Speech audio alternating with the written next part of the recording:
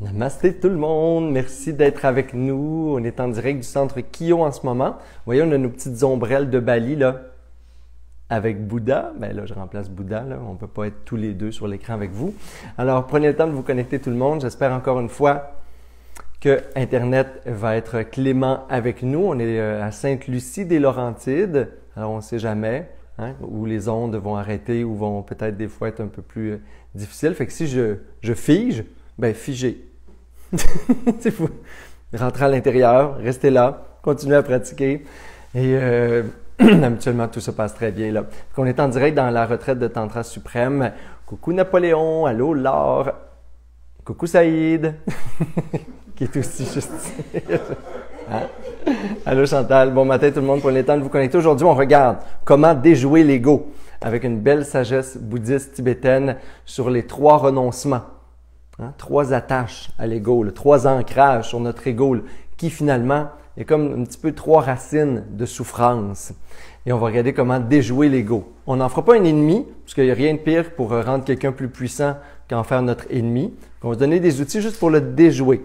Pour regarder comment on peut renoncer à des choses subtilement, puis il s'en rendra pas compte. Il va comme diminuer, puis peut-être à un moment donné disparaître, sans trop qu'il ait réagi. Alors, c'est ce qu'on veut ce matin.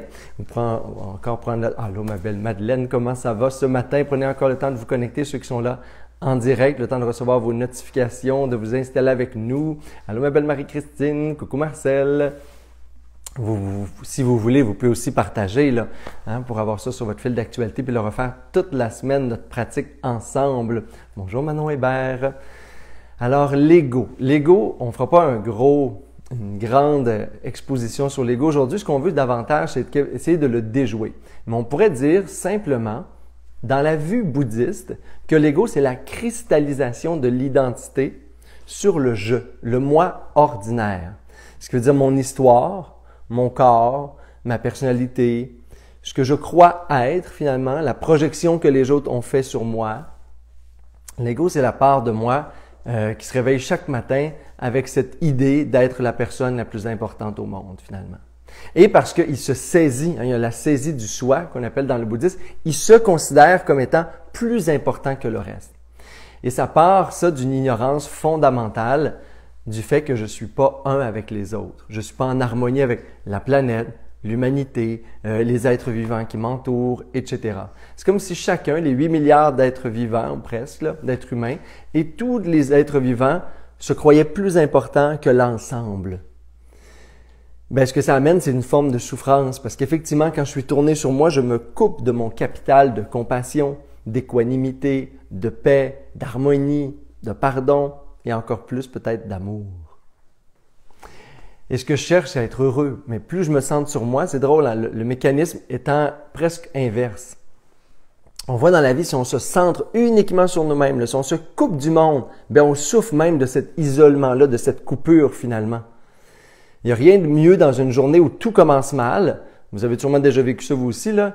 Tu sais, l'exemple de l'ego, là, c'est quand tout commence pas bien. Là, je suis une victime du trafic, je suis une victime du mauvais temps, je suis une victime de mon voisin qui fait du bruit, je suis une victime du fait qu'il y avait plus de lait ce matin pour mon café, dans mon frigo. Là, l'ego, là, non seulement il est important, mais il est dramatique, puis là, il vit un drame important. Là. Fait que là, il va se répéter toute l'avant-midi là, jusqu'à temps qu'il y ait peut-être à un moment donné un petit moment où on se détourne de nous-mêmes.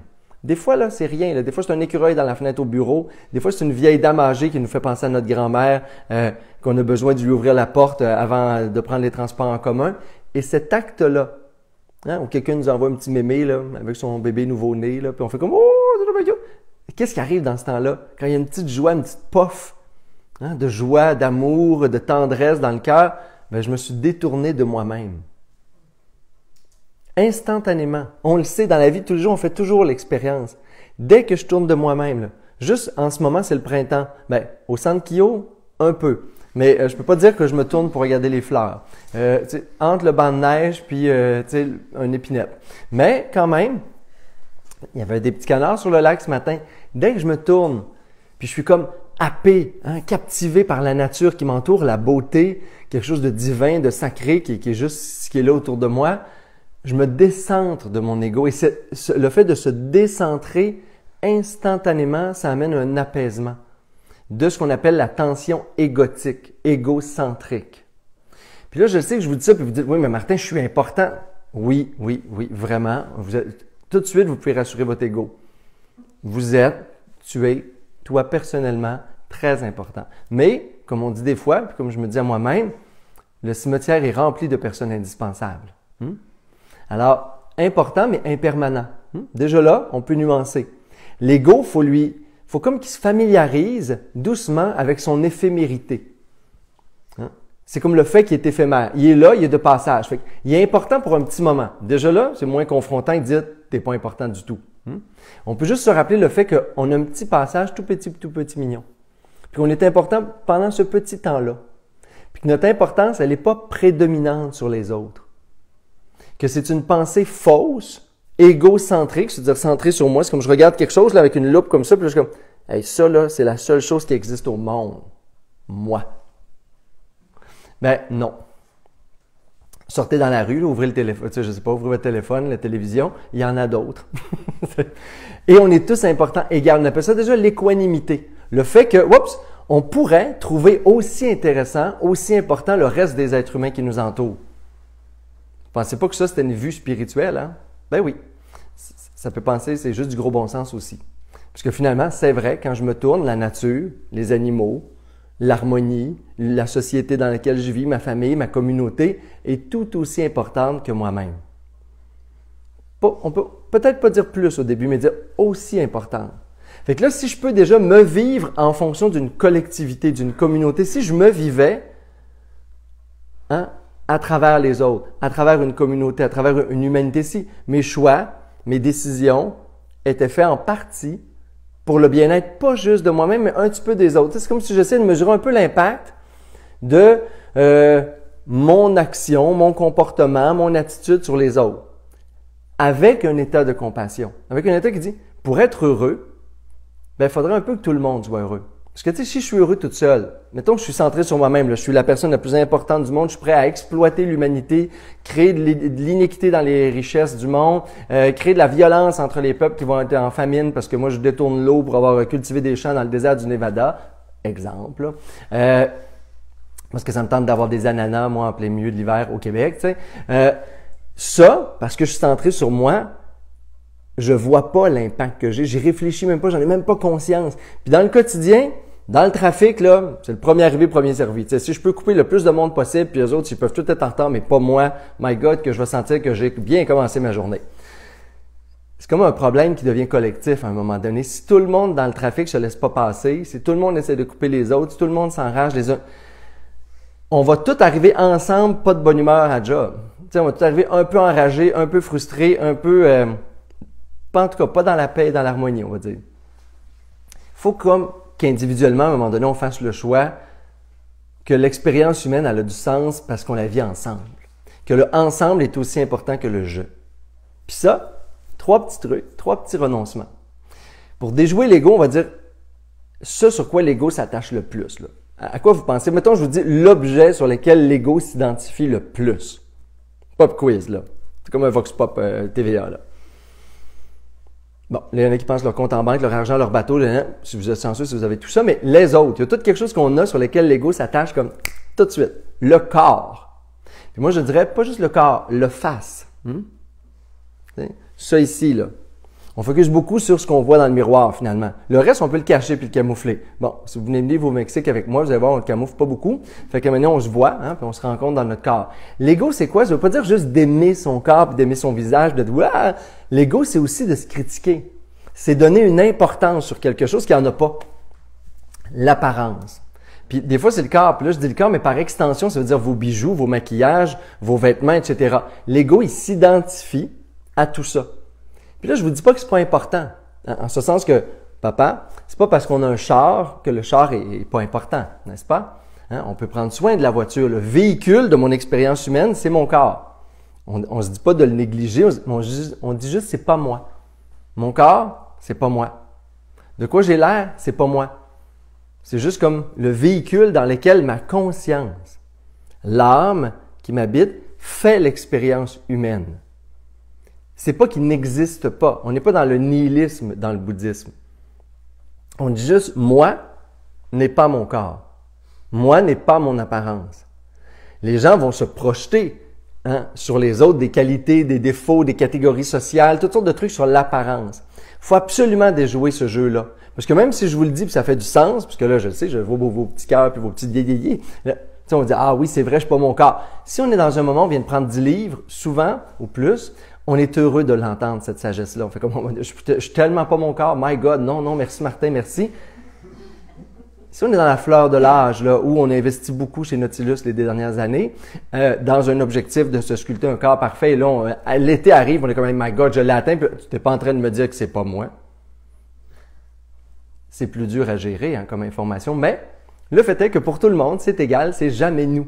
On n'est jamais notre corps. Hier, j'en parlais un peu en introduction ici, juste pour qu'on commence à se décentrer, là. On n'est jamais le corps. Le corps que j'avais quand je suis venu au monde à 6 mois, le corps que je vais avoir quand je vais être dans mes derniers moments de vie, c'est pas le corps que j'ai là. En tout cas, je vous enverrai des photos si vous ne me croyez pas. Là, à 6 mois, on n'a pas l'air de ça tout de suite, sinon pauvre maman. Je suis sorti tout petit mignon avec plein de petits cheveux. J'ai moins de cheveux et moins de petits mignons. Mais bon, ça change. Donc, je suis pas du tout ce corps-là. Ma conscience, la présence conscience qui est le moi véritable, l'espace de claire présence qui habite le corps, ça, c'est là. C'était là aussi. J'avais une réflexion sur le monde, je voyais la vie, je pouvais être conscient de mes pensées, de mes sensations, de mes émotions. Cet espace dans lequel le corps, les sensations du corps se vit, puis que je peux rentrer en relation avec le monde, l'extérieur, ça c'est moi. C'est déjà un peu plus moi. Ça c'est permanent dans l'histoire de la vie, juste de cette vie-ci. Le corps, lui, il change tout le temps. Fait que si j'étais mon corps, à chaque fois qu'il change, je serais en train de mourir. Tu sais, mon corps de bébé, il est mort. Mon corps d'adolescent, thanks God, il est mort. On regarde des photos, on dit, my God, je suis content, je ne ressemble plus à ça. Mais ça, c'est mort. Tu sais, au point de vue très concret, là, pragmatique, c'est mort. Donc, je ne suis pas mon corps. Ce que j'ai l'air, c'est pas moi. C'est quand même cool. Mais vu que c'est pas moi, pourquoi j'y mets autant d'importance? Parce que je ne suis pas en relation avec qui je suis. Je mets de l'importance sur quelque chose qui est apparent, qui est grossier, qui est là, que tout le monde peut voir. Quand c'est facile de cacher mes émotions, mes états d'être, mes états d'âme, mes niveaux de conscience, ça, je peux me camoufler ou fuir ou me distraire ou mettre bien de l'apparence. Puis là, on oublie qu'il y a quelqu'un qui habite ce beau corps-là. Quand on tombe en amour avec quelqu'un, parfois, on tombe en amour avec le corps. Les premières secondes, là, tu sais, ça fait... Puis après ça, pour qu'il y ait quelque chose de plus, il faut comme rentrer en conscience avec ce qui habite le corps. Qui est l'autre au-delà du corps? Puis là, on va dire, mais c'est ses pensées. Et là, le bouddhiste dit, tu n'es pas non plus tes pensées. Wow, ça en fait beaucoup de renoncements. Je ne suis pas mon corps. Fait que attachez-vous, mais prenez-en soin, mais attachez-vous pas. Ça s'en va, cette affaire-là, puis ça change, comme une voiture. On peut en prendre soin, mais il faut changer. Fait que le corps, lui, il va changer tout seul. Je suis non plus pas mes pensées. Parce que des pensées, on s'est entendu qu'à 2 ans aussi, j'avais pas les mêmes pensées que j'ai là. Même ce matin, en me réveillant, j'ai pas les mêmes pensées que j'ai en ce moment. Puis dans 6 mois, 1 an, 2 ans, 10 ans, j'aurai pas les mêmes pensées que j'ai. La nuit, j'arrête de penser. Je suis pas en train de mourir. Non, on pourrait dire que oui. La conscience cognitive meurt. Mais, ultimement, je me réveille le matin, je suis encore là. Il y a quelque chose qui est là. Qui est pas dans le corps, puis qui est pas dans les pensées. C'est vraiment intéressant, hein? Fait que là, l'ego, il dit pas il n'existe pas, on dit juste ce qui n'est pas. On dit, t'essayes d'être ça, mais non. Non, c'est pas toi. T'essayes d'être des pensées, tu penses que tu t'identifies à tes opinions, parce que tout ce que je vous dis là, c'est tellement libérateur. Pensez-y 2 secondes, là. Je suis pas mon corps. Je peux m'en occuper pour qu'il soit en santé, puis optimal, là, pour me faire vivre mon expérience humaine, mais je suis pas mon corps. Ce que les gens pensent de moi, les jugements que j'ai sur mon corps, c'est pas de moi qu'on parle. C'est comme quelque chose que j'habite. Les pensées, même chose. Vos opinions sont pas si importantes que ça. Parce que, il y en a pas de pensée permanente. Fait que la pensée, elle est pas permanente. Elle est là et elle s'en va. Puis quand elle s'en va, qu'est-ce qui reste? Moi. Quand la pensée s'en va, qu'est-ce qui reste? Moi. Au-delà des émotions, au-delà du corps, au-delà des sensations, au-delà des pensées, qu'est-ce qu'il reste? Moi. c'est ça, moi. Si je suis capable de rentrer en relation avec l'être profond, la conscience claire et pure qui m'habite, automatiquement, l'ego va s'apaiser. Il va revenir le lendemain matin, là, ou après que j'avais fini ma méditation. Mais il va être plus apaisé. Hein? Il va être moins tendu, moins stressé, et il va s'apaiser. Avez-vous des problèmes? Je regarde Madeleine là, qui m'écrit des longs messages. Ni mes pensées, ni mes émotions, ni mon corps. Les trois renoncements joyeux sur l'ego. Les trois prises sur lesquelles l'ego se saisit fort, fort, fort. Et à un moment donné, je peux juste lâcher prise sur tout ça. Alors, on va faire la méditation, cette pratique de renoncement, parce que même si je vous le dis, puis vous en doutez peut-être, ou vous vous dites, ça fait du sens, on ne l'a pas encore réalisé. Parce que force est de constater qu'on se regardera dans le miroir 5 minutes après, puis qu'on commencera à se critiquer le visage, puis les rides, puis quelque chose, puis on se regarderait tout nu, puis il y aurait bien des jugements qui apparaîtraient. Ça veut dire qu'il y a encore une petite identification. Hein? Mais c'est pour ça qu'il faut méditer pour réaliser le renoncement. Pas en faire quelque chose de mental, mais vivre un état de renoncement véritable par l'expérience. Alors, on y va dans cette pratique, tout le monde? Renoncement sur « je ne suis pas le corps », je ne suis pas les émotions, je ne suis pas les pensées. Qui suis-je? Je vais prendre une belle respiration confortable.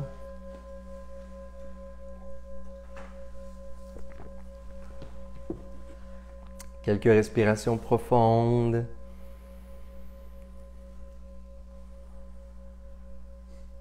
Et ramener l'esprit au corps. Vous voyez déjà que si je peux observer le corps, ben je ne peux pas être l'objet que j'observe.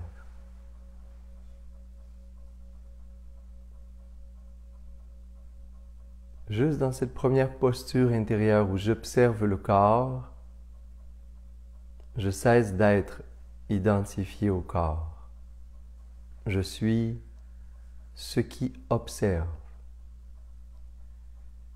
ce qui est conscient des sensations, de la posture, du souffle, et je reste la présence observatrice du corps en ce moment. Juste immobiliser le corps, permettre à la respiration d'être plus profonde et naturelle.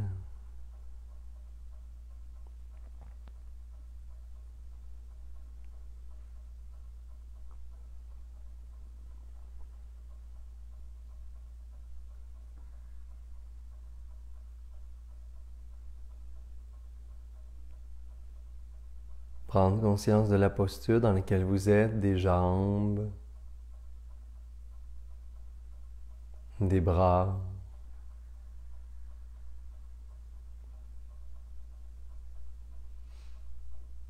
du tronc jusqu'à la tête.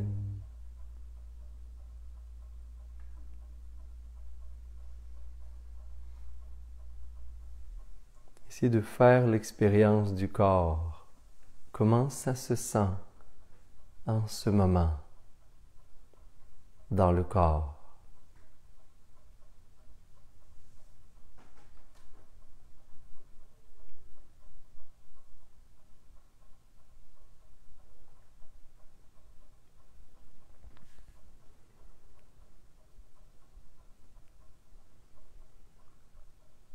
Si vous avez l'esprit un peu dispersé, vous pouvez toujours revenir au souffle, aux légères sensations à l'extrémité des narines, la fraîcheur à l'inspire, la chaleur à l'expire, et revenir à votre objet de méditation. En ce moment, le corps que j'habite, les sensations et le souffle,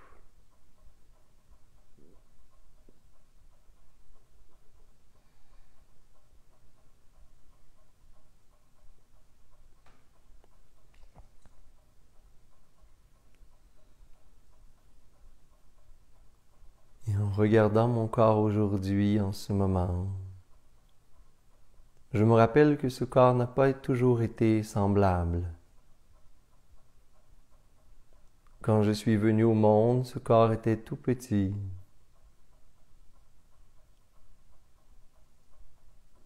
Complètement différent de ce qu'il est en ce moment.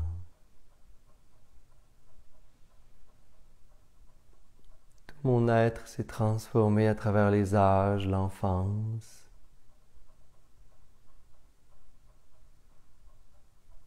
l'adolescence,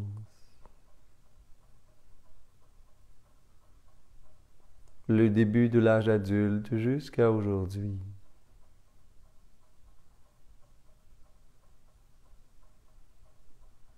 Je peux imaginer aussi mon corps qui va continuer à se transformer dans les années à venir.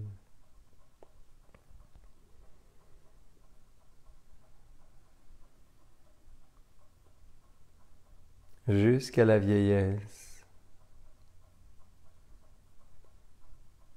et jusqu'à la mort.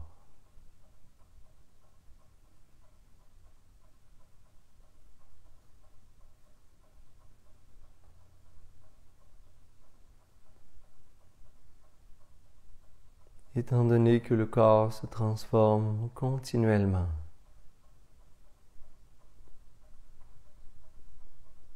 j'en viens à réaliser que je ne suis pas mon corps.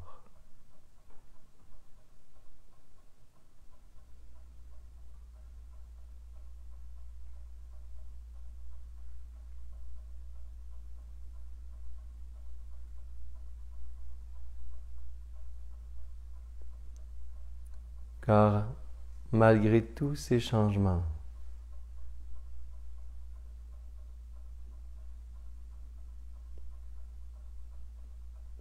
je suis toujours là.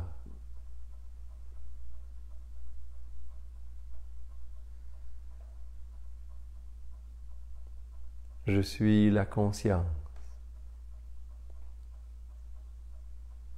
qui habite le corps.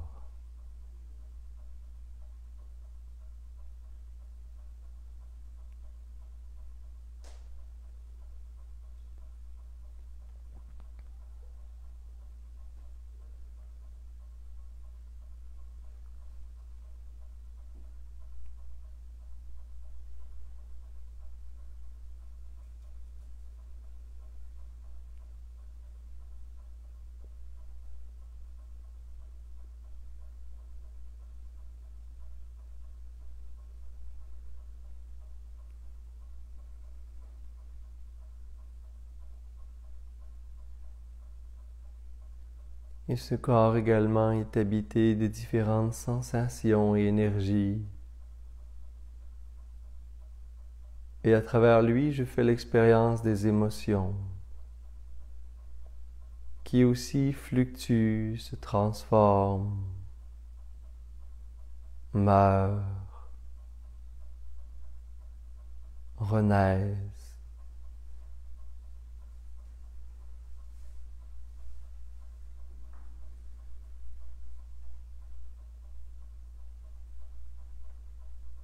Les émotions de peur, la colère, la joie, la paix, continuellement se renouvellent en moi.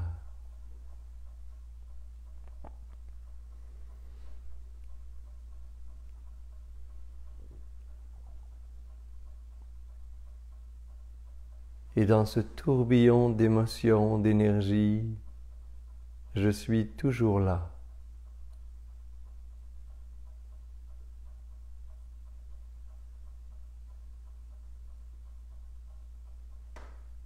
Je suis ce qui ressent les émotions.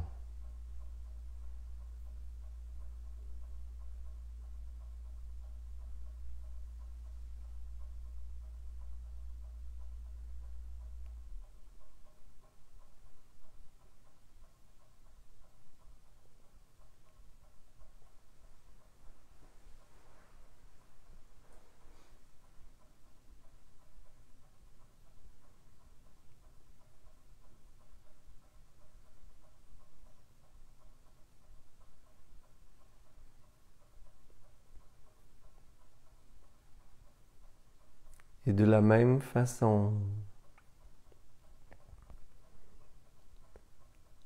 il y a un continuum de pensée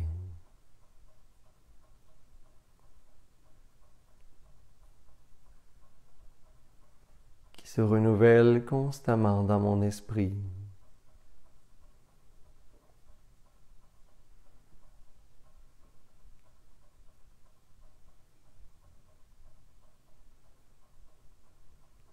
Et les pensées que j'ai aujourd'hui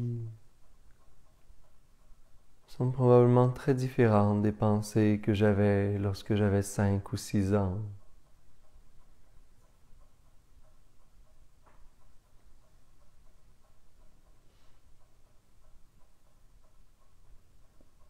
Que les pensées que j'aurai dans 10 ans.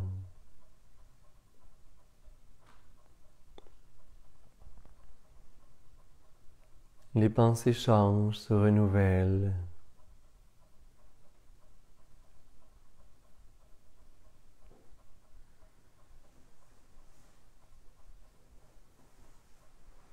Complètement impermanentes. Et la nuit même, les pensées disparaissent. Et pourtant, j'existe toujours. Je suis le clair espace, au-delà des pensées.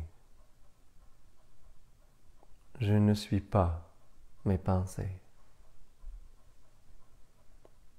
Je suis l'espace, infini et sans forme, dans lequel les pensées apparaissent et disparaissent.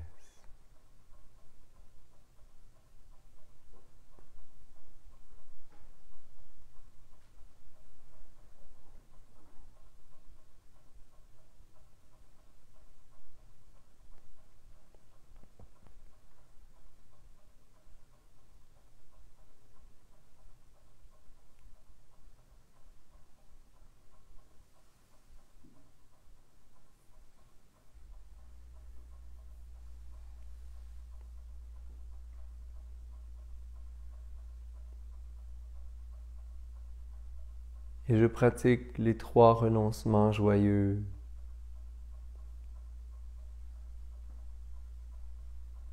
Je cesse de m'identifier à mon corps et mon apparence, car je ne suis pas mon corps.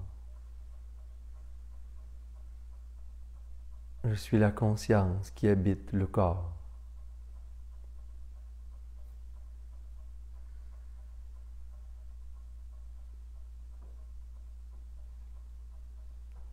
Je renonce à m'identifier à mes émotions,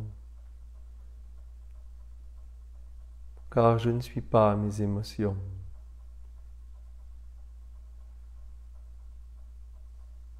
Je suis ce qui ressent l'émotion.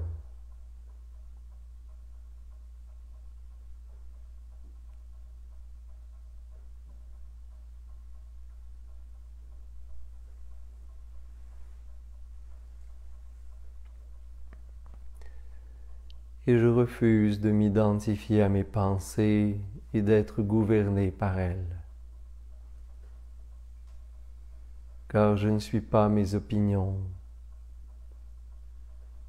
mes croyances, je ne suis pas mes jugements ou mes commentaires. Je suis l'espace de clarté infinie dans lequel les pensées apparaissent et disparaissent.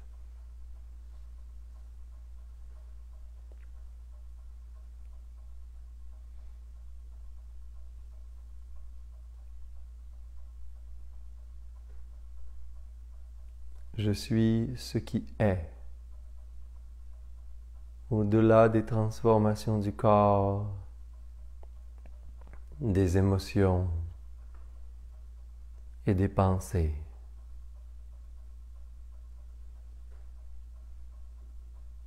Je suis ce qui est toujours en présence.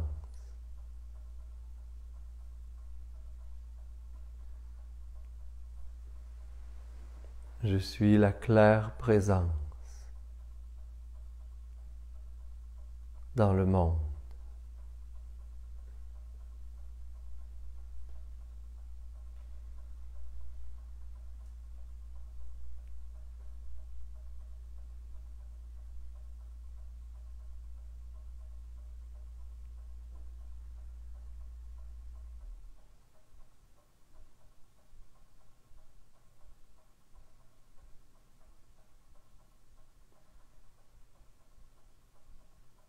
Et vous pouvez doucement prendre quelques respirations plus profondes.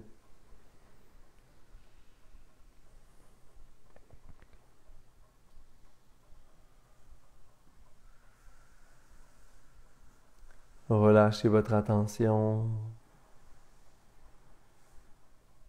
On peut amener les mains ensemble en namasté pour les frotter légèrement.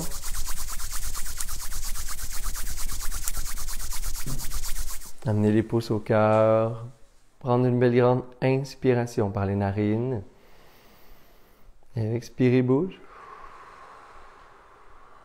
Et vous pouvez inspirer pour faire vibrer l'homme.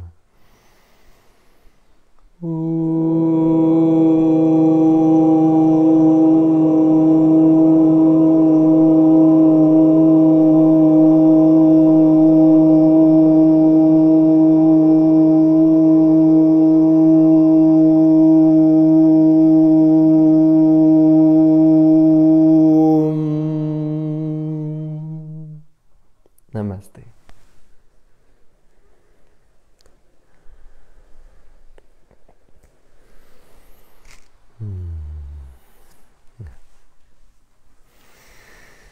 Alors, bon samedi, bonne continuité de week-end à tous. Je vous ai mis un petit lien dans le commentaire du vidéo juste ici, parce qu'il y a des gens qui se demandent si je suis au Québec. Il y a des gens qui se demandent s'il y a des retraites cet été. Il y en a plein.